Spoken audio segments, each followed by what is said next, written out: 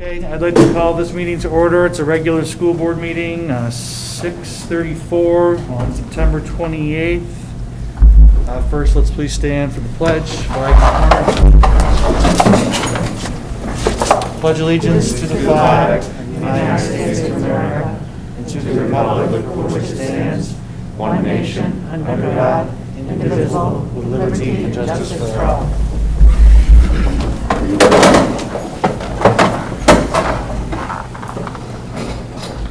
So looking for approval of the agenda? So moved. Second. I don't have any additions or changes. Does anyone else have any additions or changes to the agenda? So Tim, I just want to add under other business, just a touch base about the Diversity, Equity, and Inclusion Committee. Yeah. I'm sorry, Julie, I had actually written that down. So. Oh. Any other changes to the agenda? Hearing none, all those in favor, please say aye. Aye. Looking for a motion to approve the minutes from September 14th. So moved. Second. Any changes, corrections to the minutes? Discussion on the minutes? Hearing none, all those in favor, please say aye. Aye. And anybody opposed? Public comment. There's no one here in person at the high school. Public, I'll wait a few moments. If anyone online, public would like to speak, now is your time.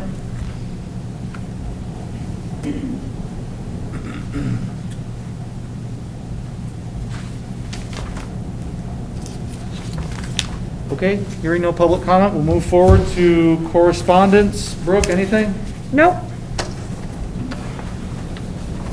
Okay, and we had some committees that just met prior to this meeting. We'll start with buildings and grounds. Is that you, Peter? That's me. All right, go ahead. So Chris gave us a budget for approximately of what we could spend over the next few years on different things, totaling $4 million. He broke it down by school. So we have different categories of what we could spend. So from building envelope, electrical, fire code, HVAC, interior finishing, plumbing, site improvements. Some of the biggest ones were here at the high school, some at Orwell, some oil tanks. I'm sure if anybody wanted a copy of these, he'd give you one. So it's pretty interesting. It won't fix everything, like a complete new heating system in the high school's not on there, but there's improvements for it. And it lists some that say in progress. That means they're ones we're working on at this point. So we're moving ahead at doing a lot of work in the schools. We've done a lot of work in the schools.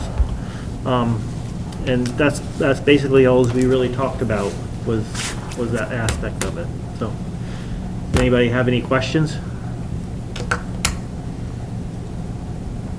I have a question, but it's not related specifically to that, but did we find out about getting an abatement from the town for the water sewerage portion of that water bill?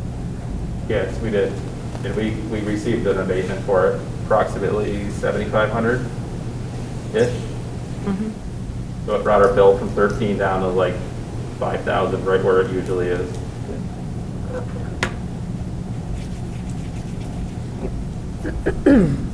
And the reserve fund, what's the balance currently on the reserve fund? The capital improvements fund? After, with this year's transfer, 541,000.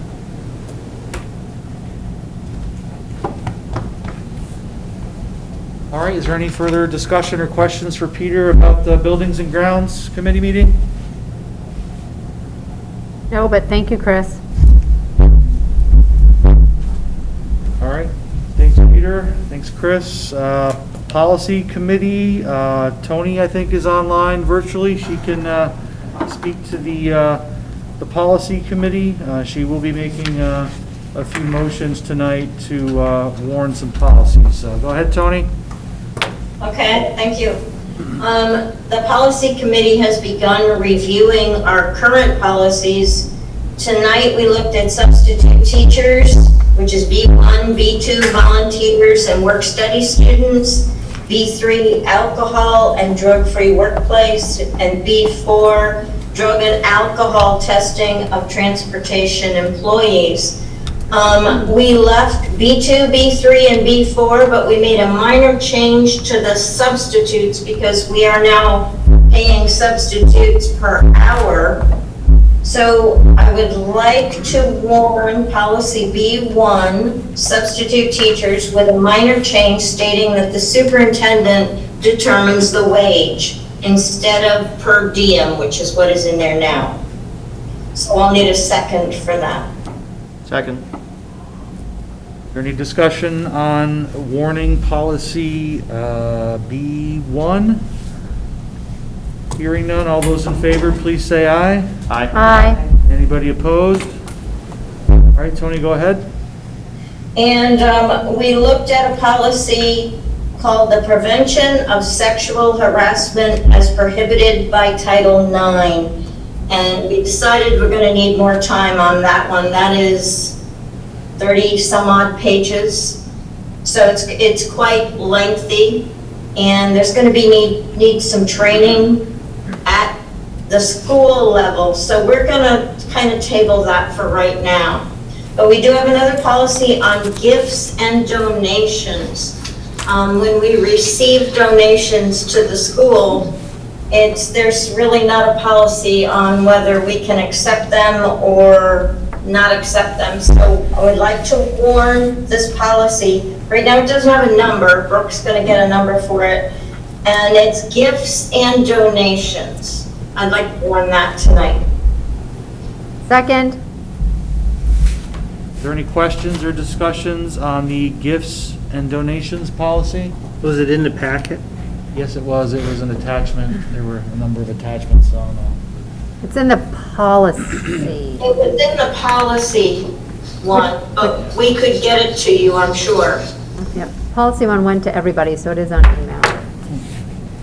Basically, in summary, Peter, the superintendent board has a right to refuse gifts.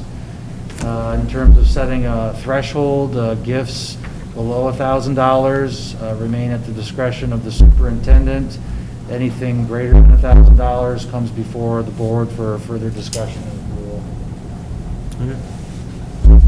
All right, any other questions or discussions about the gifts and donations policy? And hearing none, all those in favor of warning that, please say aye. Aye. Anybody opposed? And Tony, I think you have one more, B8, correct? Yes, that is correct. Go ahead. We have a policy to adopt tonight, and that was in your pack. And it's electronic communications between school employees and students. I make a motion we adopt that tonight. Second. Okay, motion and second to actually adopt this policy. Any discussion, questions, concerns, or other? Will there be guidelines for underneath the policy? You mean procedures? Yes, thank you. Okay. Yes. Yep, we're working on those right now. Okay. Okay, any other questions? Hearing none, all those in favor of adopting policy B8, electronic communications, please say aye. Aye. And anybody opposed? Okay, thank you, Tony, and policy committee. And number 7, LEA Determination. I believe, Chris Benway, you might have a few things to speak to that. Yep, I do. Thank you, Tim. The LEA Determination is basically your special ed report card that we get annually. This year, those determinations are all available on the website, and it's a multi-page document, so I did not print any handouts for you. They're all available for you to review, as are everybody else's in the state, if you want to look at those as well. This is basically the annual reporting on the district's ability to meet the requirements of IDEA. You may recall there was many articles that came out this July about the number of states that had not met the requirements of IDEA. So this is a follow-up to that. This is the individual review of each district. So there are 14 different indicators for this year, and each school district, based on the state's review of the indicators, of which there are 28 different elements, the state puts each district into one of 4 categories. It's either meets requirements, needs assistance, needs intervention, or needs substantial intervention.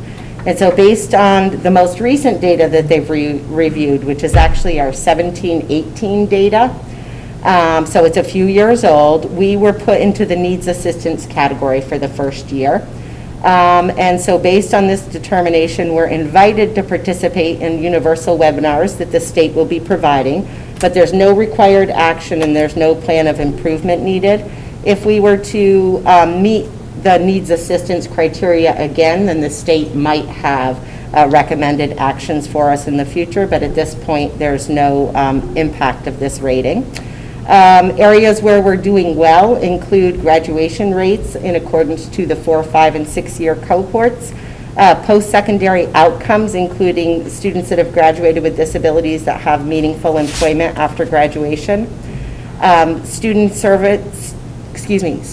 students with special needs in our U-Pre-K environments.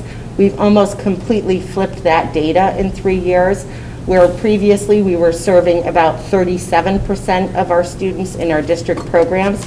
And now with our offering of universal preschool and our ability to have private partnerships, we're actually, that data's reversed, and we have more than 70% of our students that are being supported in the gen ed preschool environments. We have a high level of parents reporting meaningful involvement in special ed.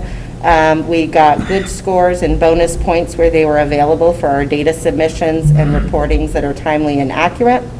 Some of the areas of challenge include having all students with disabilities in the general ed environment 80% of the time or more, and having all of our students with disabilities participate in our statewide assessments and have their outcomes come back on the sunny side of average. Those are the areas where we're really struggling.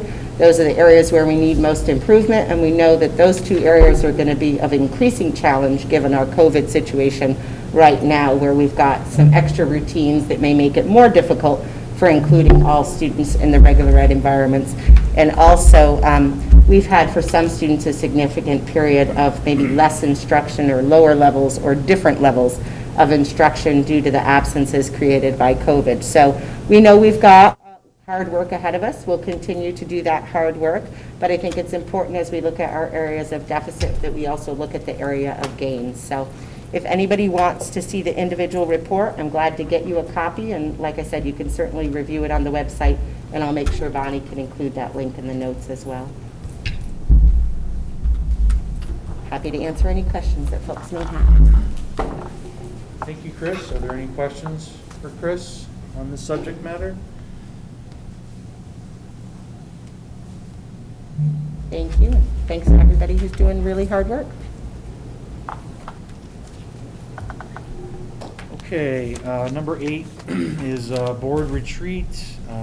Just to recap, at the last board meeting, we discussed the idea of having a board retreat. I believe it was the second board meeting in October. Subsequent that meeting, Brooke and I reached out to Susan Holson of the VSBA to see if she would be interested in facilitating our board retreat, and she is. Now, the board didn't get the agenda. Or No, anything it's like just that. you and I got it Okay. on Friday. So we basically just want to talk to see if the board is still interested based upon her availability and the agenda, proposed agenda. Okay. Yep. Again, Susan kind of gave us, Brooke and I both kind of described to Susan what some of our concerns were, what some of our challenges were as a board, you know, building trust and coming up with a strategic vision, things like that. So she had put forth a preliminary agenda for this board retreat, and I think a lot of it is similar to the board retreat that I know many of you attended approximately 2 years ago. I wasn't in attendance. I wasn't on the board at that time, and we do have some new board members here now. So this will be new to quite a few board members, but she would basically kind of go through an ice-breaking period. She talked to us about the role of the school board as defined by law, as defined by conventional wisdom, how it fits into the current structure of Vermont education. She'd talk about and highlight the 6 domains of essential work, how to prioritize and allocate the necessary time for each of those things. Talk about communications and community outreach, policy development, which, as evidenced by Tony's work in the committee, it seems that we're doing a good job with policy development, board superintendent partnership, okay, on and on and on. So that's the proposed agenda. And then another question was her ability to participate in person, which I think would be most people's preference, considering that most of us would be in person. Susan herself still has some reservations about coming in person, but Sue Seglowski, who I think a lot of us have met, would be willing to come in person if Susan is not. So right now, it looks to be, it's going to be an in-person meeting. So have I missed anything, Brooke? No, I would just say that this initial retreat agenda definitely focuses on the role of the school board. I still think there would be an additional follow-up to that would focus on really the vision work. But based on our discussion with Susan Holson, I don't think this would be a bad direction to go in at all, so that we're all on the same footing. However, it's going to take, could be another meeting or two to get to the vision work. So, I mean, we would be committing to more meetings, that were retreat-like versus just one and done. It would be kind of a long-term professional board development plan, really. So what does the board think? Does anyone have any questions, comments, concerns about the proposed board retreat?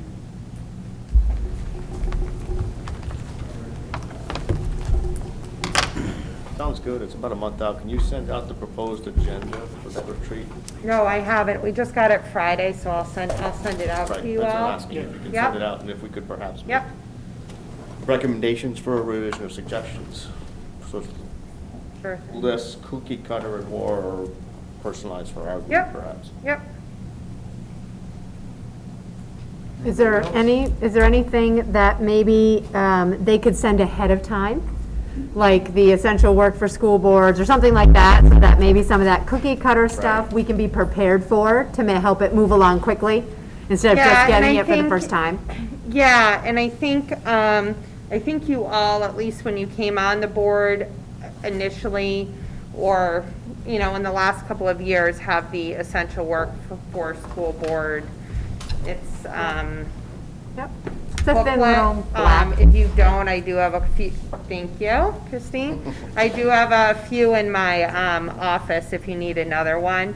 But yes, a lot of the pieces of the training would be based on that, but the local context would be applied to those. So the intent is to have a discussion around those things and how we're doing as a district with those things.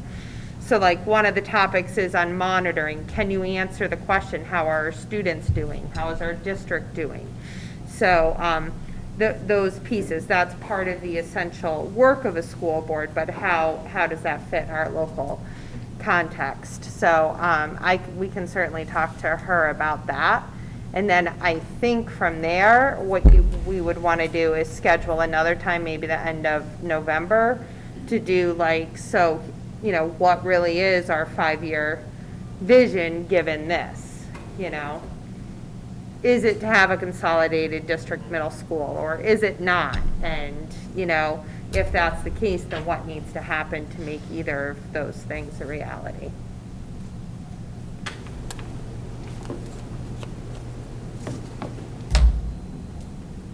Anybody else? I guess I'm just a little, I'm not concerned, but, you know, we've talked about these big issues and decisions that we have to make as a board many times throughout the summer, and I'm still confused how we get to a point where we can start making those decisions and getting everyone's input and organizing that input into a coherent plan and communicating that plan to the community and executing that plan. How does that happen?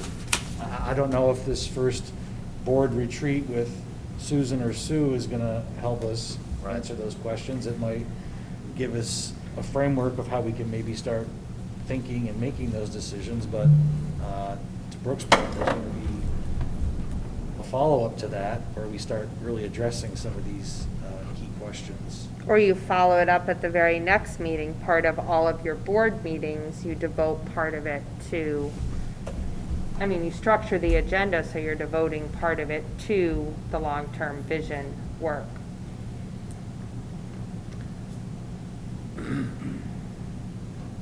Anybody else? I mean, for me, the key question is how we use our facilities. You know, you guys just talked about in the buildings and grounds, the wish list and how you prioritize things. Well, what do you prioritize if this school or that school is going to be closed or repurposed? And Well, yeah, and that's one thing we got to get to a point of is if we're going to close the school or we're going to restructure anything, we need to figure out which direction we're going in to restructure. Because there's certain things we'll have to do until it's done, but there's certain things we may not have to do. We have how much time dedicated to this board retreat on the 29th and the 26th? This is three hours. 5:30 to 8:30? Yeah, but certainly, I mean, this is just a draft agenda that we can, you know, I think the last time we did a board retreat, the first half was on kind of the roles and the responsibilities of the board, and then the second half was more on what is our, you know, we did some vision work, so we can restructure it and have it be that. I think there does have to be an amount of time spent getting us all on the same page. Definitely, but I definitely don't need 3 hours to get on the same page.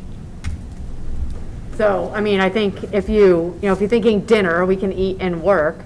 I mean, an hour to get on the same page, if people have truly looked at that essential for school boards, I mean, why should she go through that, right? If we just all read it, know what it is, she can touch on each subject and then be ready for 2 hours of vision or whatever. I mean, it could be an hour and a half and 1.5, but something like that. I said, I think we need to touch on the 5-year plan at this retreat in some way, shape, or form. Yes. And it would probably be, that part would probably be like Casey and I facilitating that part. I think that's what we did last time anyway. All right.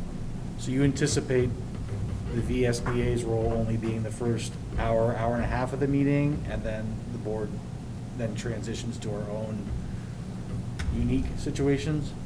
I mean, that's what we did last time. I mean, it's totally up to you guys, so. Hey, And what do Julian, we- you bring up another thing too about us all getting on the same page. You know, there's 16 of us, 6 towns. You know, is it possible for all of us to be on the same page when it comes to some of these issues? Well, that's not what I'm talking about. I don't think we need to all be on the same page for the key issues. I mean, I think that's part of the second half of the conversation. What I mean is truly understanding what we influence as a board and what we do not influence as a board. So where does our role intersect being on the same page when it comes to our district, right? So I think that's more is understanding what we control and what we don't, and what we have influence on and what we don't. So that when we are looking at a 5-year plan, our 5-year plan isn't something that has more to do with Brooke and Casey than it does us. Like, I want the curriculum to be da-da-da-da-da-da-da-da. That's not us. I want the curriculum to be aligned. That's us. So knowing where we stand before we can start those conversations, so we all understand what we control and what we don't. That's what I mean by all on the same page.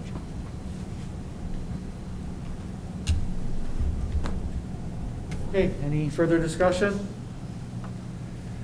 So Brooke will disseminate that preliminary agenda, and as we get closer to that date, we'll fine tune things a little bit more from our point of view, right? Right, Brooke? And I think for people that aren't here, reminding them to pull out and make sure they have that copy of that roles and responsibilities of the board so that we're all looking at what we're going to be talking about for the first hour, because the more we know, the faster it goes to get us to the place of where we can start talking. And if you need one of those, let me know. I do have plenty. Okay, so we're going to move on to number 9, which is the VSBIT and VEHI proxy. So in summary, there's 2 entities here, VEHI Health Insurance and then VSBIT Insurance. And there's annual meetings, and typically our board can send a representative in a voting capacity to these meetings to listen and participate. But generally what we do is we authorize a proxy, and VEHI and VSBIT can vote on our behalf in our best interest. So Chelsea had included the agendas for both of these meetings. Looking at the agendas, it's basically call the meeting to order and review prior year minutes, officers, directors, and talk about what's going on.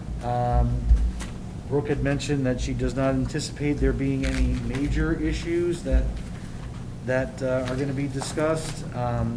So what's the board's pleasure? Is there a board member who would like to participate in person, or actually it's going to be virtual, but is there a board member who would like to participate and act as a voting member, or are we going to just issue a proxy as we have done in the past? So I'd look for a motion to one or the other. I motion for a proxy. Second. We're looking at any volunteers out there, any discussion or questions? Okay, hearing none. All those in favor of approving the motion to grant a proxy for VSBIT and VEHI annual meeting participation, please say aye. Aye. All right, inclement weather.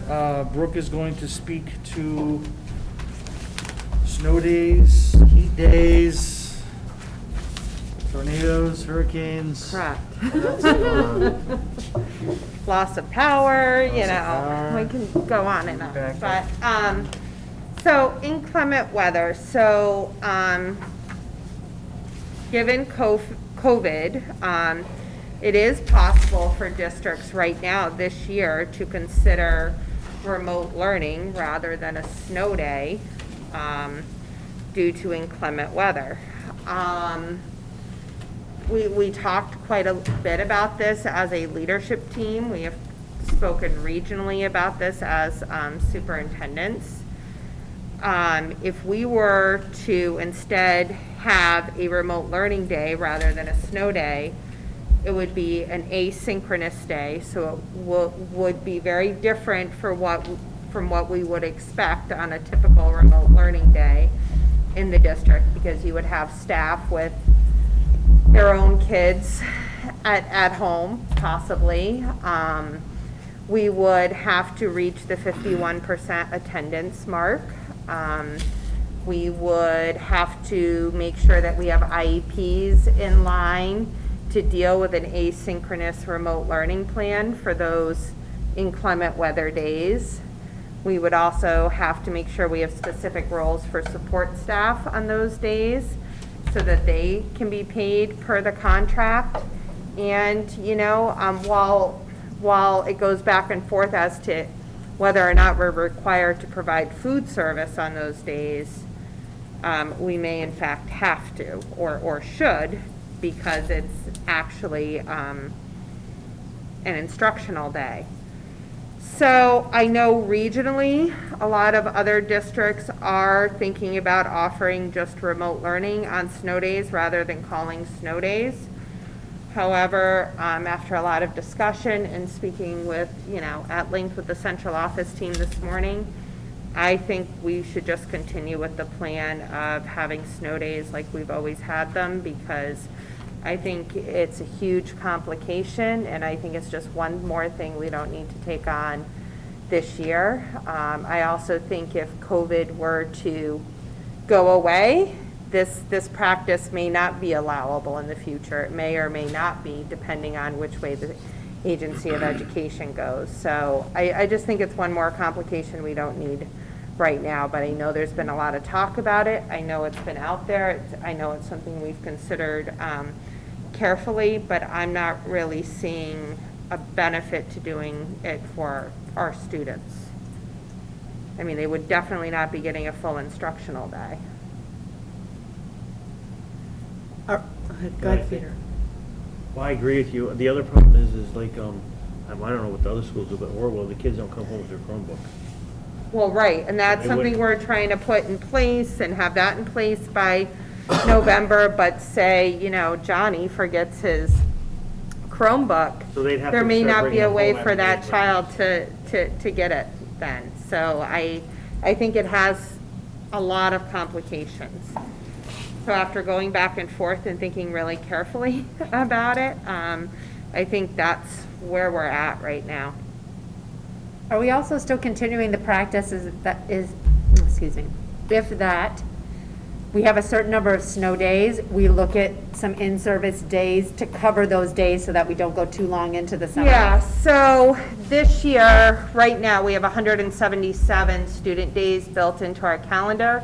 However, the legislature approved last week that districts only have to have 170 days this year due to COVID. So, if we had an inordinate amount of snow days, we could certainly look at trading some out for staff in-service days, which we sorely need as well. So, But 7 days is a lot. 7 days is a lot. Very We So- have a hell of a winter if we have 7 snow days. Yeah.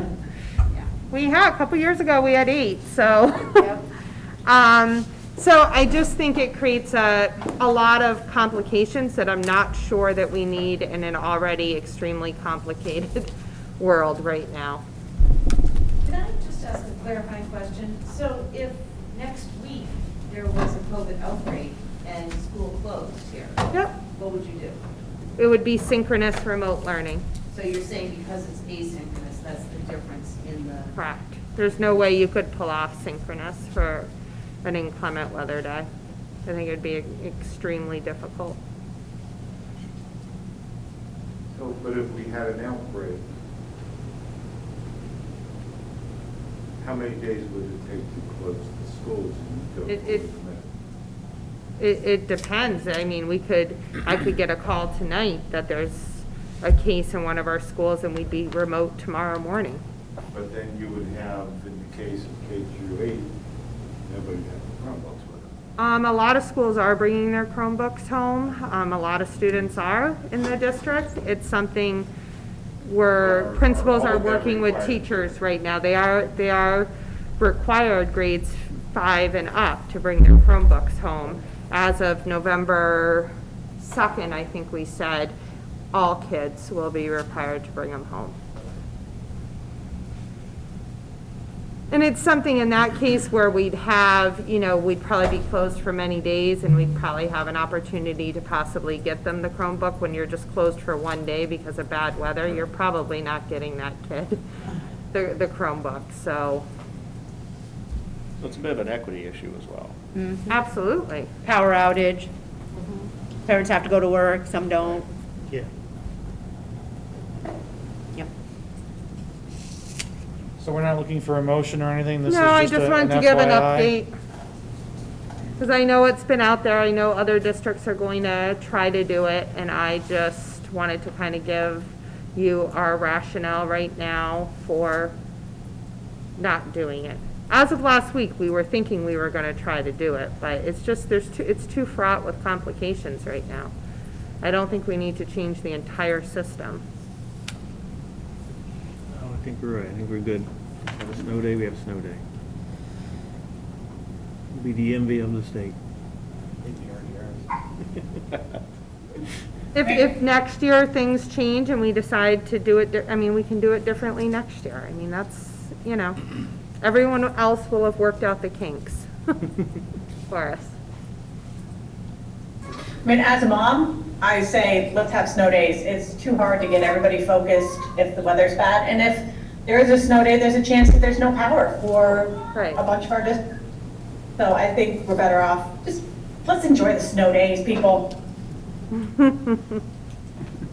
Brookie just made a lot of children very happy, indicating there would be snow days. Except that when June comes around, nobody will be. Put those 7 extra days in the calendar. All right. Okay, good feedback. Thanks for the discussion. If nothing further, we'll move on to retirements and resignations. In the packet, I believe there's one retirement. If a board member has that paper, they could make a motion for Sue Cornell. I can make a motion. Make a motion to accept. I don't need to read the letter, do I? No, they should all have, you should all have the letter. Make a motion that we accept Susan Cornell's retirement at the end of the 2021 school year. Second. Thanking her very much for her 35-plus years. Second, yeah, it's not with regret, right? It's with regret because she's wonderful, but it's not with regret because she's on to bigger and better things, so, in retirement. All right, any discussion, questions on the retirement of Ms. Cornell? Hearing none, all those in favor of approving the motion, please say aye. Aye. Any opposed? And we have 2 resignations. If someone has the letter in front of Do them. them. Go ahead. So the resignation of Abigail Standard. Since the letters are the resignation of the Slate Valley. So, Special educator for Slate Valley. yeah, I was just seeing when it's happening. Right away? Yes. Yes. From Abigail Standard, and then Alex Gord from Orwell is, what'd she say, 2 or 3 weeks? Yeah, October something. I think it's October 20th. It might be October 20th. October 20th, she is moving abroad Yes. to be with her husband. All right, so Peter's got a motion. Is there a second? Second, Is there any discussion? we wish them luck. Okay, all those in favor of approving those 2 motions for resignations, please say aye. Aye. Any opposed or abstain? Okay. Good luck to all.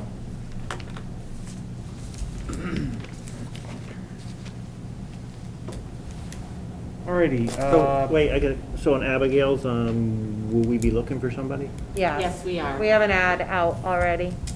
And Alex, what are we doing there?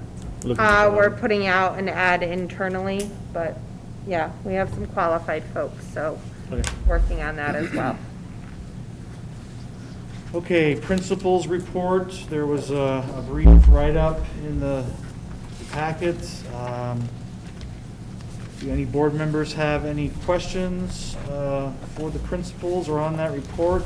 I know that Devin Furna, Fairhaven Grade School, and Phil Hall, the high school, are in person. There might be a couple. Everyone else is online. Every other principal is online. So are there any questions for the principals, or would any principal like to speak?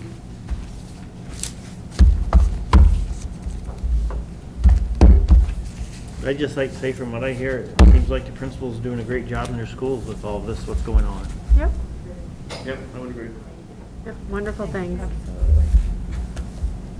Okay, yeah, to echo that, thank you very much, principals, and I certainly would like to hear from the principals too. I know we've been in school, this is week number 4, right? Yep. So I know when we meet again in early October, we'll be on week number 5 or 6, kind of moving beyond the shock and the relearning of routines and maybe into some more fun stuff and substance. So I would just be interested in hearing from the principals, the good, the bad, the challenges, what's going on in their schools. Certainly there's a lot going on that's different this year, so we'll talk about that at next meeting.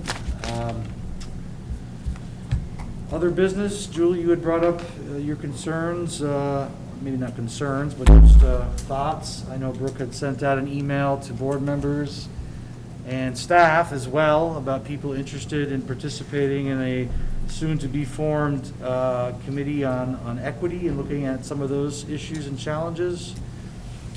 Julie, go ahead. Yeah, so it wasn't really a concern, I guess, per se, but just, we got that email, and I just want to really, I guess also, and I forgot to ask this to Brooke earlier, is did that email go to our community as well? No, No. so that was one It for went us? to, yes, and then I asked Phil and Kate to send it out to the high school students. Okay, but no community members yet? Correct. Because there is a place for 2, I believe, Correct. community members? Correct. So I was just we are not a diverse state, right? We just aren't. And we do not have a diverse population in our schools. And I just was thinking, I would just hate to see a committee put together of a whole bunch of us, because we're not diverse and we're all pretty white privileged people. And I don't know. I felt like I just wanted to bring it up and make sure that we all, if you're talking to the community, if you're talking to kids, to really, we want to hear stories. We want to hear from kids who might be marginalized, or from people in our community might be marginalized that we didn't think of or that we don't have interaction with. So just really trying to make this committee worth it, really worth it. And so I got the email, and it just made me think, oh yeah, great, I'd love to do it, but why? I'm not the person to be on this committee. So I and I didn't know if anybody else had any feelings about it or wanted to share anything about it. I just didn't want it to just be an email that we never talked about. So that's all.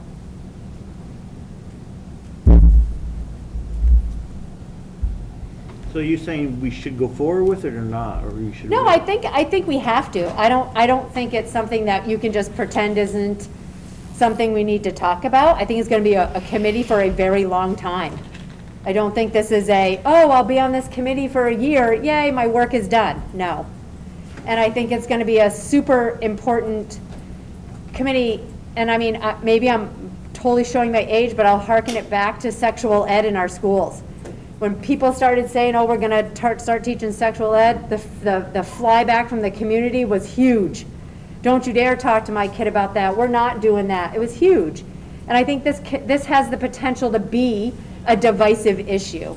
And so I just think we just need to know, you don't get on this committee and do it for a year and then wave goodbye, my work is done, and that we really truly work to represent and listen to our community and what needs to happen before anything is done. So I want it to be worthwhile, I want it to be worthwhile. I would definitely agree with you, Julie. I wonder if we can think about that community in a different way and maybe really try to look at any people of color, students of color that we have, that we could ask them to be part of that committee and actually spearhead the committee as opposed to the other way around. I too feel similarly to you, and I don't think that a bunch of us sitting in a committee meeting is going to help anybody. So I know that I've worked with a couple of people who have really been instrumental in changing the thinking of some groups of people. So I think thinking about how to ask some people of color to be, even from other locations, to come in and help create the purpose of the committee, help to define, problems or situations that need to be changed would be super important. I think This diversity. is Becky. Go ahead, I'm sorry. Sorry, I think we've got to think about diversity more than just nationality, skin color. And I think it's hard to look at a lot of folks that visually look very similar and not realize that there is more diversity here in this area than folks imagine. Something that I've talked in my workplace about. We don't always know what the diversity is for some individuals, whether that's their religious preference, their sexual preference. these are things that do matter, and we do have representatives within our community that I think we need to reach out to if available. And I agree, color is part of that. But I think we have to make sure that we don't assume that just because someone looks very similar, that they're not from an underrepresented group of folks. But totally agree, Becky. Great job. So that's where I get to my point of, it's one thing to ask for volunteers. Every time I've been a part of something that has meant something, I've been asked. Because somebody has come to me and said, hey, I think you would be a good fit for this. And I think when you're asked something, you know, a lot of people will not just raise their hand and volunteer. I'm marginalized, I'll be on the committee. It doesn't always happen that way. So, you know people who want to say, hey, this might be something for you, or are you interested in this? So just talking about it and asking, I think, would help create what Becky's talking about when you're talking about all different kinds of diversity and equity.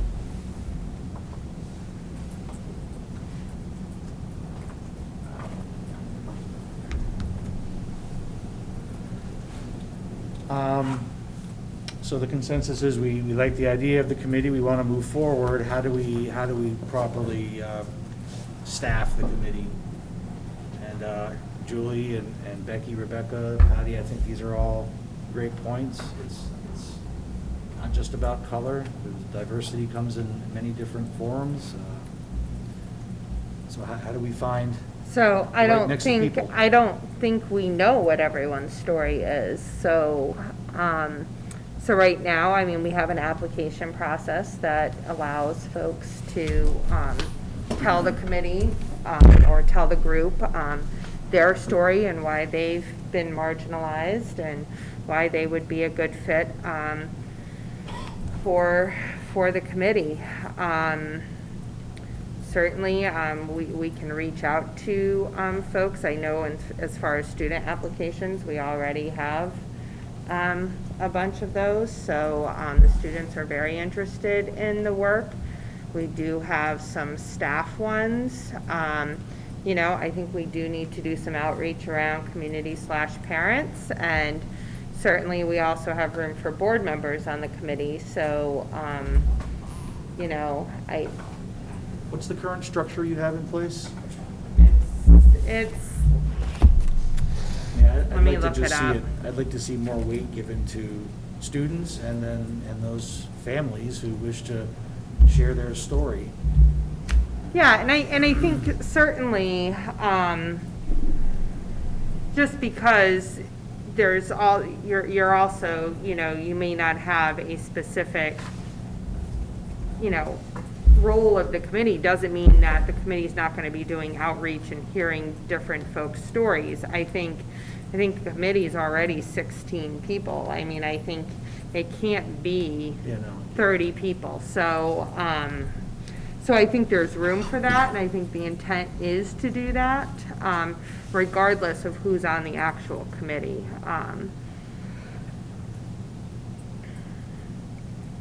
But right now, I mean, it is an application process, and we modeled the application after the governor's equity committee application process, so. Yeah, just getting the word out, I think a lot of it can go back to the principals. I mean, you know the families, Right. you're having those phone calls, you know the students,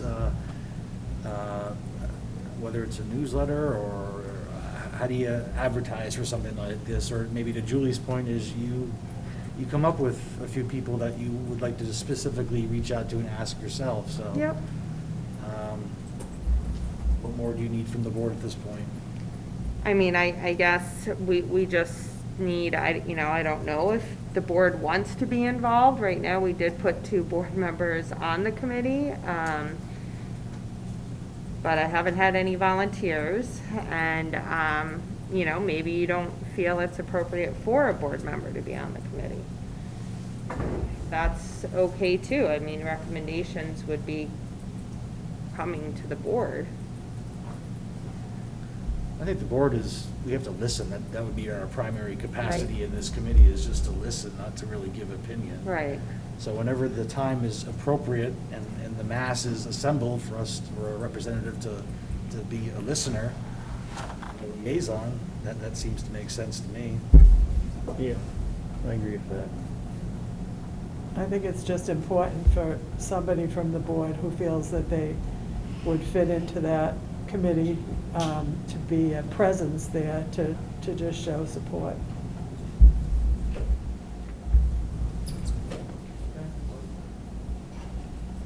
Whomever is interested as a board member, please speak up now or email Brooke. I sent in an application. This is Becca St. Peter. Oh, great. Okay. I sent it in the day that the email was sent to us. Yeah, Eddie and Jen, the two chairs of the committee, are the ones who are getting the application, so I'm not seeing them, so they're doing that process, so, great, thanks. So any other business? I would just like to bring up the in-person thing again. I know that it's not that all that important to some people, but I mean, I have to quarantine again because my kids are sneezing from allergies, and I can't be in person. My kids can't be in person until they go to the doctors. I mean, this is the second time this school year that we've had to do this, and I just feel that if my kids aren't allowed to go to school because they have the sniffles, that it's not really appropriate for us to be in the school buildings, because I just feel that for the best interest of our kids and our schools, we need to adhere to the guidelines set down. And, they're still saying not in person, no extra people in the buildings, no after-school activities, no anybody. And I just feel that we as a board should follow that as well. So Becca, I'm going to bring up a motion, and I'm just going to say that I move that board members are held in person with the option of virtual for the remainder of the school year. Second. Okay, is there any discussion? Rebecca obviously has expressed her opinion. Does anyone else have an opinion or any other discussion or question on this topic? I could just say mine again, and I think it's important for us to be here because I don't see how virtually we're going to get anything done. I've just heard from members of my community when they ask if you guys are in person, and I say yes, they're flabbergasted and really upset.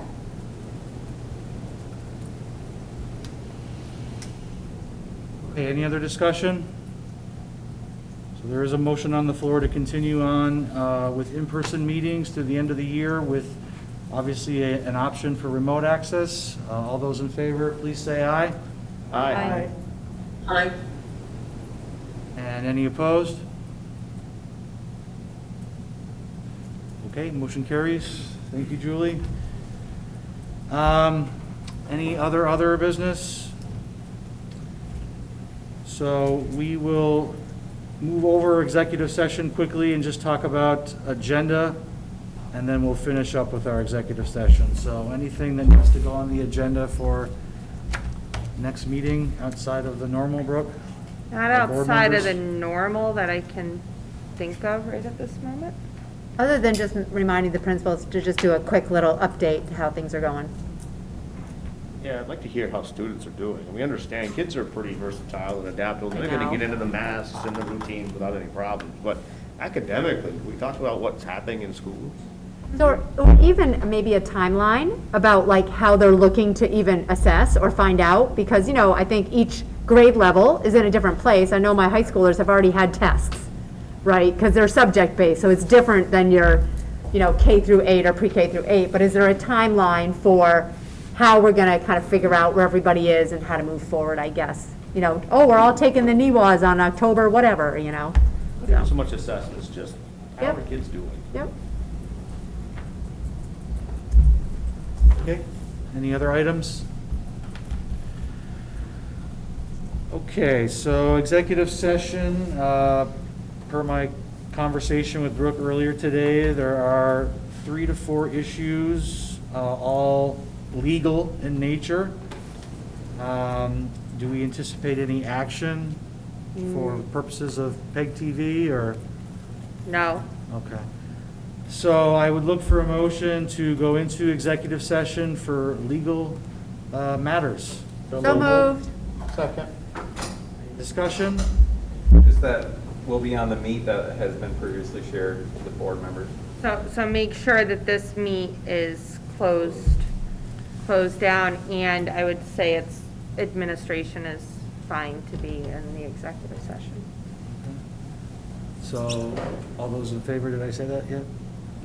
No. All those in favor going into executive session for legal matters, please say aye. Aye. Aye.